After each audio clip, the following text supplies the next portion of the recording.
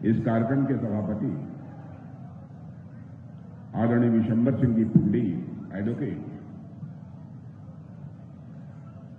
क्षेत्रीय अध्यक्ष श्री सत्येंद्र सिसोदिया, श्री यशवंत सैनी जी राज्य मंत्री उत्तर प्रदेश सरकार, श्री ब्रजेश सिंह जी राज्य मंत्री, श्री सत्यपाल जी सैनी प्रदेश उपाध्यक्ष, श्री रमेश गौड़ कश्यप क्षेत्रीय उपाध्यक्ष, डॉक्टर महेंद्र सैनी जिलाध्यक्ष भाजपा सहारनपुर, श्री पुनीत त्यागी महानगर अध्यक्ष, श्री डीके शर्मा, श्री वाईपी सिंह, श्री मांगेराम चौधरी, श्री नवाब सिंह जी नागर, श्री विजेंद्र कश्यप, डॉक्टर अजय सिंह, राजीव गुंबर, श्री देवेंद्र निम, चौधरी किशन सिंह और श्री मुकेश जी चौधरी। और इस कार्यक्रम में मौजूद मेरे सभी सम्मानित बहनों एवं भाइयों, लंबे अरसे के बाद इस स्थान पर किसी सार्वजनिक सभा को संबोधित करने के लिए आप लोगों के सामने खड़ा हुआ हूं। इतना ही कहना चाहूंगा, देर से आया हूं लेकिन पूरी तरह से दुरुस्त आया हूं।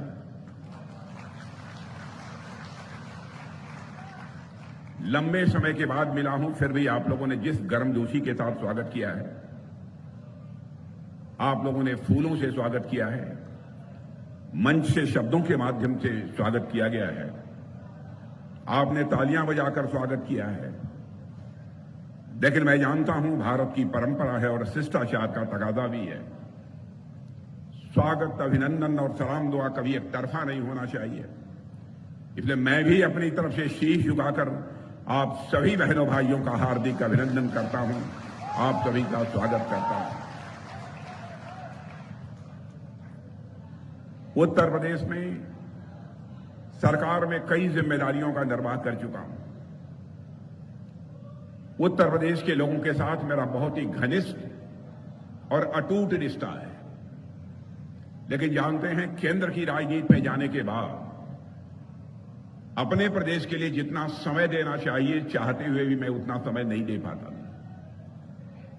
लेकिन मैं सच बतलाऊं, जब कभी भी उत्तर प्रदेश में मेरा कार्यक्रम लगता है और मुझे जब यहां पर आना होता है तो मुझे आत्मिक सुख की प्राप्ति होती है, आत्मिक सुख की प्राप्ति होती है जब यहां आना होता है। अब इसके पहले परसों में तमिलनाडु में था, कल अरुणाचल प्रदेश में था।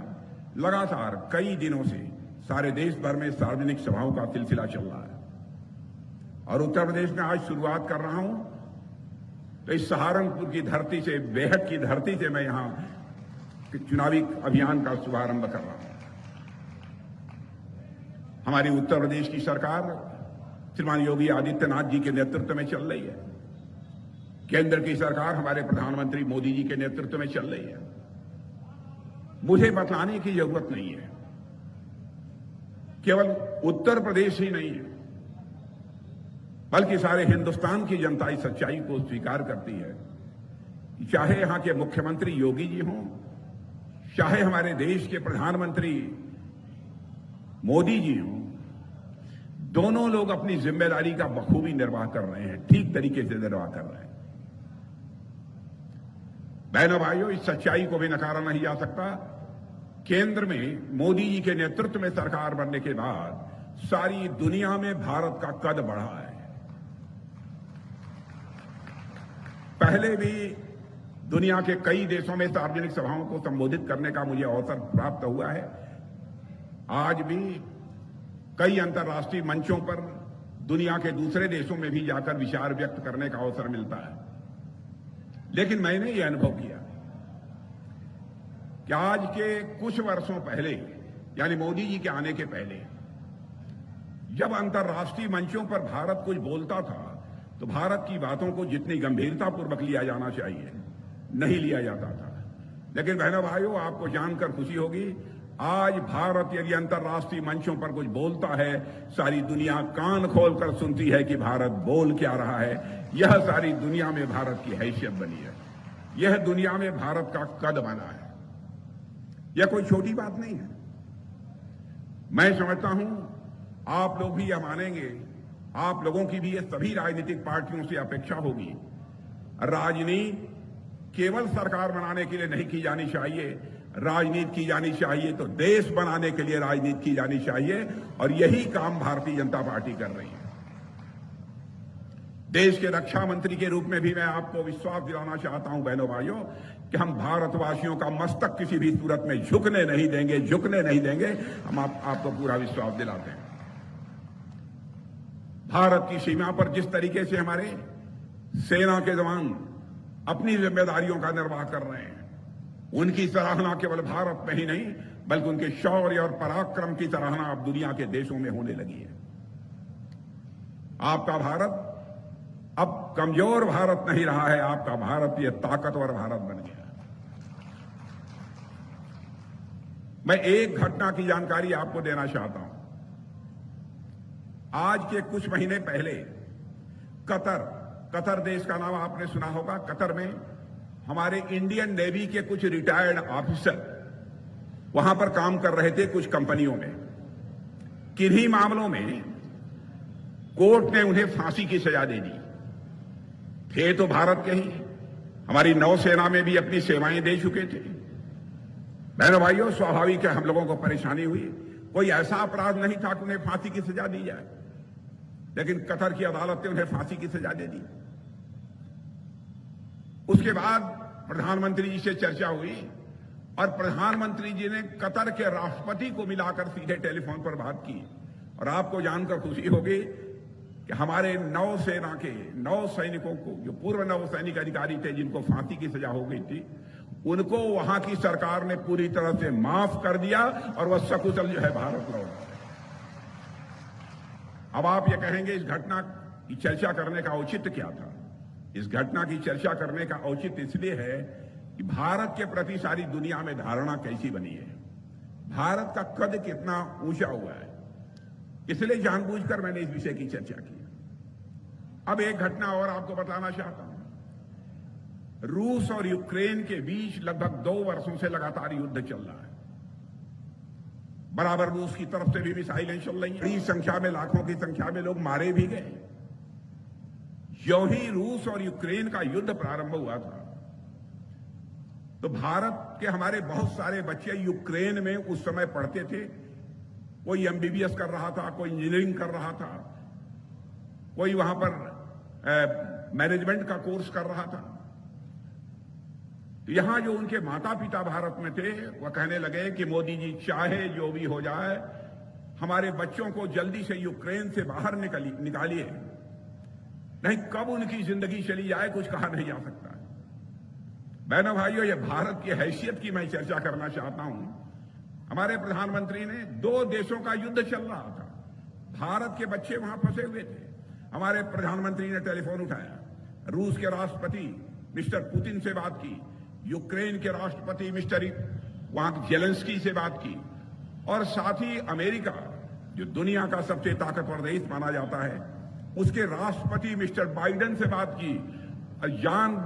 यह जानकर आपको खुशी होगी मेरे बहनों भाइयों, 4.5 घंटे के लिए रूस और यूक्रेन का युद्ध रुक गया और हमारे 22,500 बच्चे यूक्रेन से बाहर भारत आए।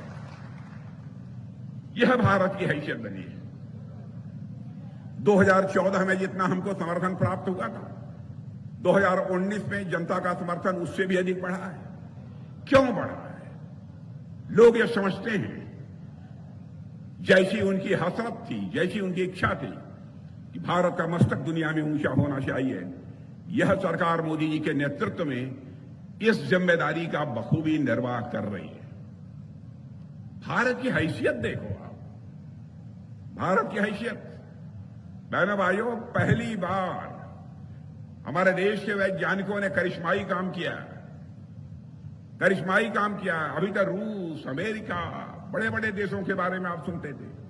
भारत के बारे में लोग कहते थे भारत यह गरीबों का देश है, कंगालों का देश है। आज के कुछ वर्षों पहले यह भारत के बारे में यह धारणा बनी हुई थी, लेकिन अब भारत ने करिश्मा कर दिया है।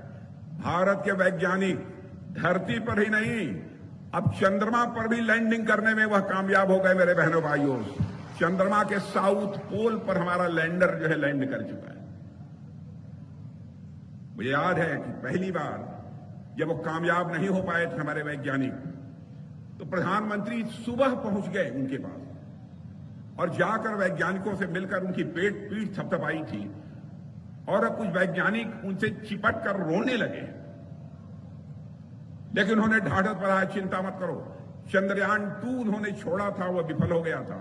चंद्रयान 3 की उन्होंने कहा कि तैयारी करो।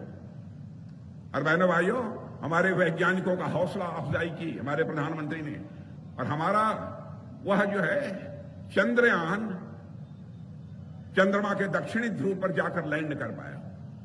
और आपको जानकर खुशी होगी, चंद्रमा के दक्षिणी ध्रुव पर लैंड करने वाला चंद्रयान, यह जो काम हुआ है, यह भारत का अकेला देश है जिसने कि चंद्रमा पर अपना चंद्रयान को लैंड कराया है। भारत दुनिया का अकेला देश है। यह भारत की हैसियत है। अब राजनीति का जहां तक प्रश्न है, राजनीति आप जानते हैं कि नेताओं के प्रति, मुझे भी मालूम है आज के कुछ वर्षों पहले लोगों की धारणा बनी रहती थी, ये नेता आते हैं, जनता के सामने झूठ बोलते हैं, जनता की आंखों में धूल झोंकते हैं और जनता का समर्थन लेकर चले जाते हैं, जनता की ये चिंता नहीं करते। इनको जनता और देश की कोई चिंता नहीं रहती है, अपने परिवार की चिंता रहती है। सामान्यतः यह धारणा राजनीतिक पार्टियों के प्रति और राजनेताओं के प्रति रही है। लेकिन बहनों भाइयों, हम लोगों ने इस धारणा को बदला है। हम लोगों ने इस धारणा को बदला है और बदलकर हम लोगों ने दिखा दिया है कि राजनीति कैसे की जाती है। हमारा चरित्र है कि जो हम कहते हैं वह करते हैं। पहले लोग कहते थे, कोई झूठ बोलता था तो कहते थे कि ये नेतागिरी कर रहा है, ये नेता है। माने यह मानकर चला जाता था कि नेता है तो नेता झूठ बोलेगा और जनता को गुमराह करेगा। यह धारणा बनी हुई थी। लेकिन उस धारणा को हम लोगों ने बदल दिया। एक विश्वास का संकट जो पैदा हुआ था नेताओं के प्रति, राजनीति के प्रति, उस विश्वास के संकट को बदलने में भारतीय जनता पार्टी ने कामयाबी हासिल की है। मैं आपको याद दिलाता हूं, आप देखते होंगे चाहे विधानसभा का चुनाव, लोकसभा का चुनाव, जब भी चुनाव होते हैं चुनावी घोषणा पत्र जारी किए जाते हैं और हर पॉलिटिकल पार्टी कहती है हमारी सरकार बनेगी तो हम यह कर देंगे, वह कर देंगे, वह कर देंगे। आसमान से तारे तोड़कर नीचे ला देंगे, आपकी हथेली पर रख देंगे। भोली भाली जनता कभी इस पर यकीन भी कर लेती है। लेकिन चुनाव बीत जाता है, उनकी सरकार बन जाती है, घोषणा पत्र में किए अपने वादों को वह कभी पूरा नहीं करते। तो नेताओं की कथनी और करनी, नेताओं के कहने और करने में अंतर होने के कारण ही भारत की राजनीति और भारत के नेताओं पर से जनता का विश्वास धीरे धीरे समाप्त होता चला गया। और बहनों भाइयों, लेकिन मैं दावे के साथ कह सकता हूं, भारत की राजनीति में जो यह विश्वास का संकट पैदा हुआ था, इस विश्वास के संकट को चुनौती के रूप में इस दुनिया में किसी ने स्वीकार किया है तो हमारी पार्टी भारतीय जनता पार्टी ने स्वीकार किया। हमारी पार्टी, देखिए व्यक्ति हमारे यहां भी गड़बड़ हो सकते हैं। मैं यह नहीं कहता हूं हमारे यहां सब एकदम दूध के धुले हैं। इतनी बड़ी पार्टी है, यहां भी लोग हो सकते हैं। लेकिन हमारी पार्टी का जहां तक सवाल है, पार्टी जो कहेगी वह करेगी।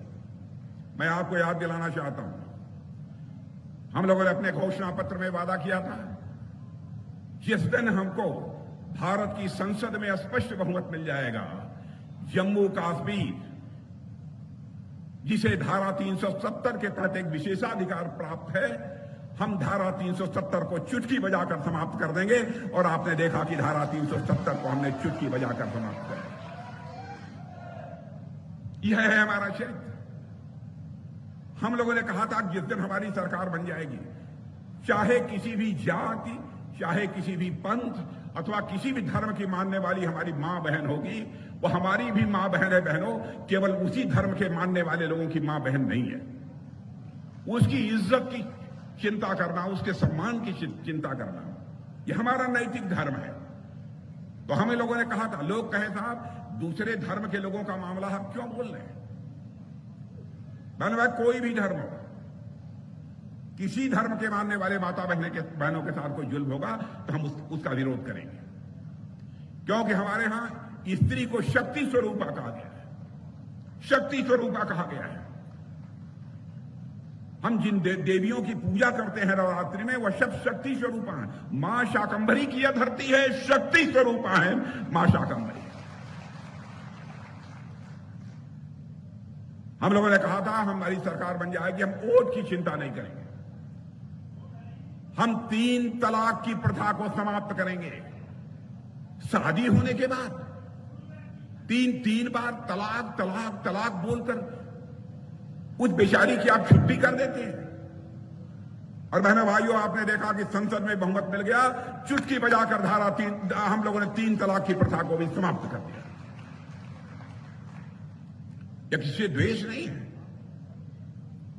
हम लोग जात पंथ मजहब ये सब राजनीति नहीं करते, इंसाफ और इंसानियत की राजनीति करते हैं बहनों भाइयों, इंसाफ और इंसानियत की राजनीति करते हैं। मुझे याद है 1984 में जब चुनावी घोषणा पत्र हमारा बना था, तो उस समय हमारी पार्टी के लोगों ने उसमें डाला था जिस दिन संसद में हमको बहुमत मिल जाएगा, अयोध्या की धरती पर भव्य राम का मंदिर बन कर रहेगा।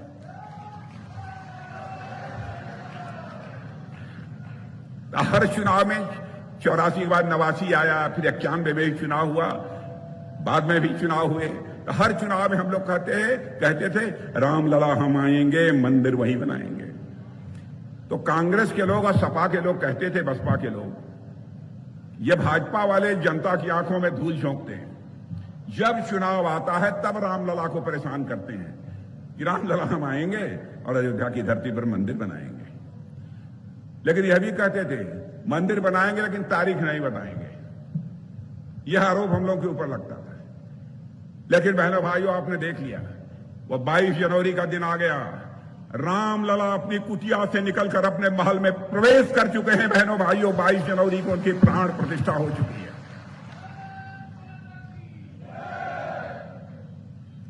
यानी हम कहेंगे वह करेंगे,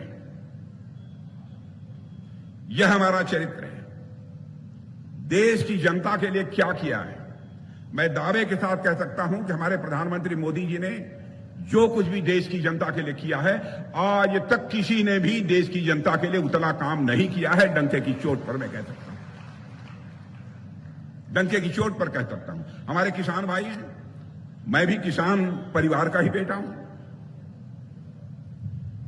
किसानों की समस्याओं से भी मैं अच्छी तरह वाकिफ हूं। मैं जानता हूं, क्या कभी आपने सोचा था कि कोई प्रधानमंत्री आएगा और यह कहेगा कि हमारे किसान 1000, 2000, 4000 रुपए के लिए अपनी खाद नहीं खरीद पाते, बीज नहीं खरीद पाते, मजदूरी नहीं दे पाते, इस कारण उसका खामियाजा उनको भुगतना पड़ता है। जितनी फसल पैदा होनी चाहिए नहीं होती थी। तो प्रारंभ में ही हमारी सरकार ने फैसला कर दिया कि हम हर किसान को 6000 रुपया प्रतिवर्ष हम मुहैया कराएंगे, ताकि अपनी छोटी मोटी आवश्यकताओं को पूरा कर सकें। प्रधानमंत्री किसान सम्मान निधि के अंतर्गत उस काम को हम लोगों ने किया। ऐसे बहुत सारी चीजें। अब यूरिया खाद का जहां तक प्रश्न है, अब आप लोग यहां भले ही विपक्ष कहने को कह दे 300 रुपया बोरी यूरिया देते हैं, यहां यूरिया बोरी की कितनी कीमत है? 265। यहां पर यूरिया की एक बोरी 265 में मिल रही है। पता लगा लेना मेरे बहने भाइयों, दुनिया के दूसरे देशों में, अमेरिका में भी यूरिया की बोरी 3000 रुपए में मिल रही है, जो कि आपको यहां पर 265 रुपए में मिल रही है। इस हद तक हमारी सरकार ने चिंता की है। माताओं बहनों की कितनी चिंता की है, इसके बारे में भी मुझे बताने की जरूरत नहीं। गरीब परिवार की माताओं बहनों की आंखों से आंसू निकलना नहीं चाहिए, गैस सिलेंडर मुहैया कराती है। क्या कभी किसी ने कल्पना की थी?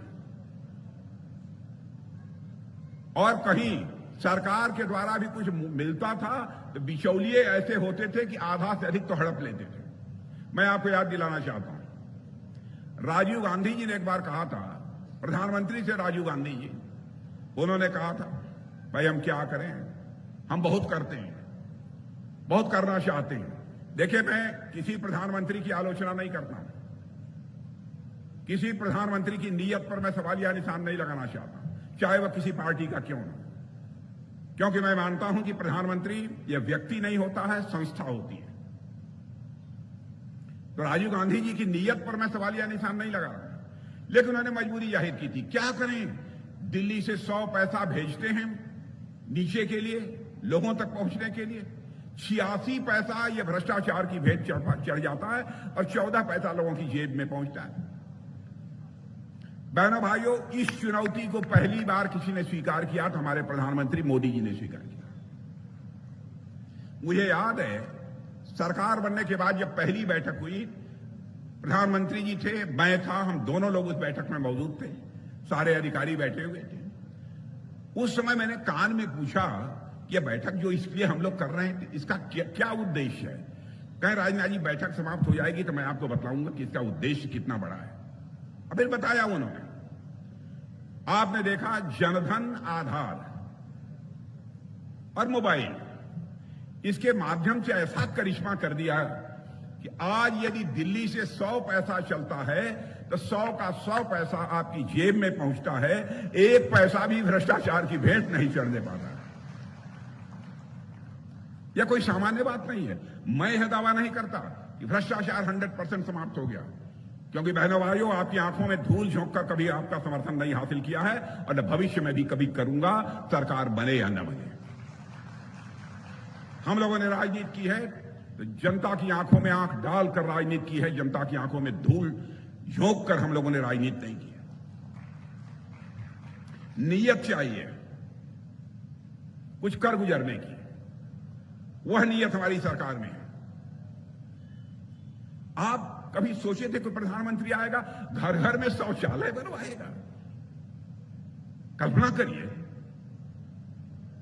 स्ट्रीट वेंडर जो सड़क के किनारे, आप लोगों को नहीं मालूम होगा, शहरों में चले जाइए, छोटे छोटे बाजारों में मोबाइल से, बैंक से वो पैसा निकालते हैं, दिन भर अपना काम करते हैं और फिर रात को बैंक को जो पैसा लिए रहते हैं वो वापस कर देते हैं।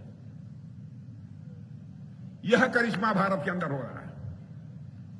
अब मोबाइल के माध्यम से, डिजिटल माध्यम से सर्वाधिक लेन देन दुनिया में किसी देश में हो रहा है मेरे बहनों भाइयों, तो हमारे और आपके देश भारत में यह हो रहा है। यह है भारत का करिश्मा। यहां इतनी बड़ी संख्या में नौजवान बैठे हुए हैं। और बहनों भाइयों, मैं जब आता हूं यहां, क्योंकि मैं भी किसान परिवार का हूं, इसलिए मैं चौधरी चरण सिंह जी की हमको याद आती है। हमारी सरकार ने इस बार चौधरी चरण सिंह जी को भारत रत्न दिया है। यह भी एक किसानों के प्रति एक सम्मान की अभिव्यक्ति है। आज यहां आया हूं, हमारे मित्र स्वर्गीय महावीर सिंह जी राणा, स्वाभाविक रूप से हमको उनकी याद आ रही है। लेकिन अब हमारे बीच नहीं रहे। हम लोगों का मिलना जुलना बराबर उनके साथ होता रहा है। और जब यहां मुख्यमंत्री था तो हमारे राघव लखन पाल शर्मा के पिता स्वर्गीय निर्भय पाल जी शर्मा, मैं बना ही था मुख्यमंत्री कि उसके कुछ दिनों के बाद जो उनकी हत्या हो गई थी।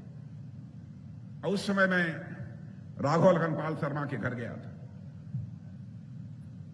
और उसी समय पूरे परिवार को, बहुत राघव लखन पाल छोटे थे लेकिन पूरे परिवार को आश्वस्त किया था कि बराबर हम आपके साथ खड़े रहेंगे। और बहनों भाइयों, उस जिम्मेदारी का निर्वाह हम लोग कर रहे हैं।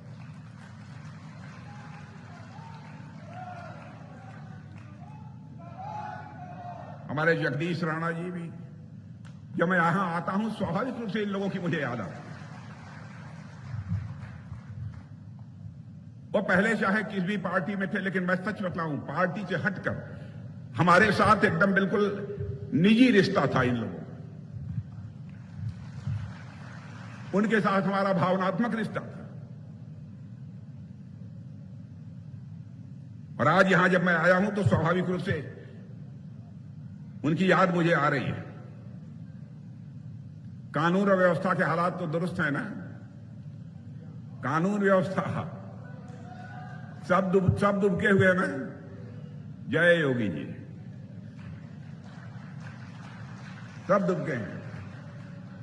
बहनों भाइयों, किसी भी राज्य के विकास की पहली शर्त होती है चुस्त दुरुस्त कानून व्यवस्था का होना। और इस काम को करने में हमारे मुख्यमंत्री योगी जी ने कामयाबी हासिल की है, इसलिए मैं उनको अपनी तरफ से बधाई देता हूं। बड़ा काम किया है। यदि सारे कामों की चर्चा करूं, एक बहुत लंबा समय लगेगा।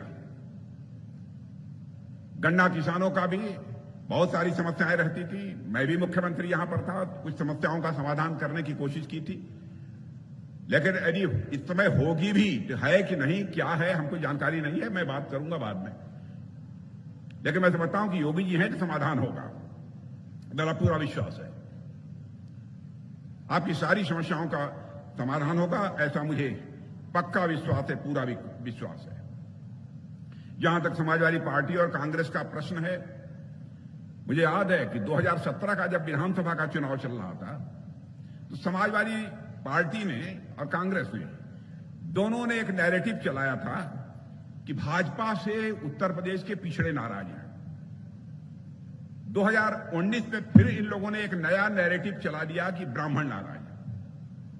फिर 2022 में एक नैरेटिव चला दिया कि जाट नाराज है। फिर 2024 में नैरेटिव चला दिया कि राजपूत नाराज है।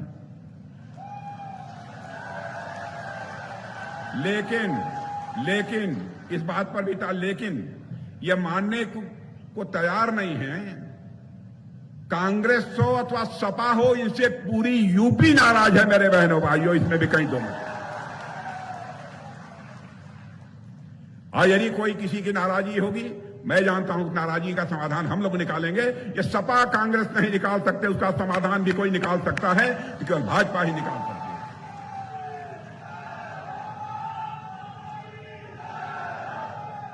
और 2000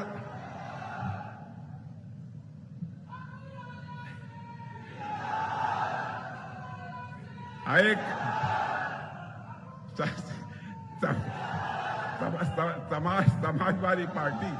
समाजवादी पार्टी की हालत यह हो गई है कि सोमवार से लेकर रविवार तक रोज कैंडिडेट बदलते रहते हैं। अजीबोगरीब हालत हो गई है। कांग्रेस की हालत यह हो गई कि उनको उम्मीदवार ही नहीं मिल रहे, कैंडिडेट ही नहीं मिल रहा है। अरे आप लोगों में से कोई तैयार हो जाओ, मिल ही नहीं रहा, यह हालत हो गई है। मैं समझता हूं 2000 चुनाव के बाद लोग पूछेंगे सपा कौन? लोग सपा का मतलब समाप्त पार्टी। कांग्रेस कौन? तो लोग पूछे कौन कांग्रेस? यह हालत इन लोगों की हो गई है। बड़ी अजीबोगरीब स्थिति है। बहनों भाइयों, राघव लखनपाल शर्मा को यदि पार्टी ने चुनाव के मैदान में उतारा है, मैं आया तभी लोगों से मैं पूछ रहा था, मुझे खुशी है कि राघव लखनपाल शर्मा को आप सबने आशीर्वाद दे दिया। मैंने